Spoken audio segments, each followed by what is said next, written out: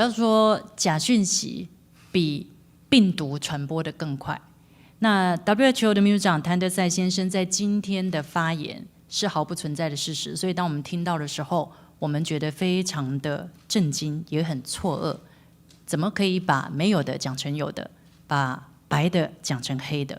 那台湾其实一直都很想参与 WHO， 那尽管我们也一直被 WHO 放弃，可是我们绝对没有兴趣，也不可能从事攻击 WHO 或种族歧视，或者对秘书长本人展开人身攻击的行为。所以我们必须要严正的呼吁 WHO， 包括谭德赛先生所在内的有部分相同想法的管理阶层，必须要放下政治，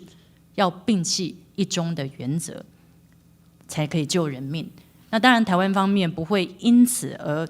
因为他今天的发言而仇视 WHO， 我们是不会的，我们依然想要积极的参与，因为台湾想做的就是分享台湾的经验，与各国交流，要救人一命。